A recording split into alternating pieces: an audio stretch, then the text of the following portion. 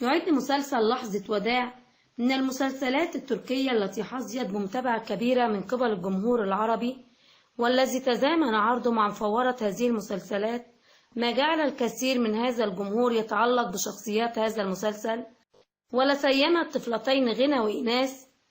وتقدر الإشارة إلى أن عائشة طوران هي في الواقع من أصول عربية، فوالدها تونسي ووالدتها تركية، وكلتاهما تواصل العمل في المجال الفني، حيث أن كاغلا كان لها دور في أعمال درامية تركية وبأدوار مهمة على غرار مسلسل زهرة القصر.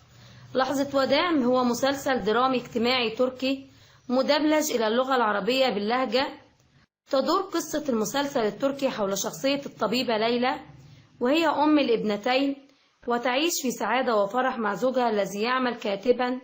تكتشف بعد شعورها بأعراض التعب والدوخة إنها مصابة بورم خبيث في الدماغ، وأنه لم يبقى لديها إلا القليل لتعيشه مع أسرتها. تقرر ليلى بعد معرفتها بحقيقة مرضها ألا تعرض ابنتيها لما تعرضت له في طفولتها عند وفاة أمها، والتي لم يبقى في مخيلتها عنها إلا شبح المرض والموت. فقررت أن تستغل ما تبقى لها من حياتها في إعادة ترتيب حياة زينب التي تعمل مدرسة لابنتيها في الروضة، والتي تعاني من مرض يمنعها من الإنجاب.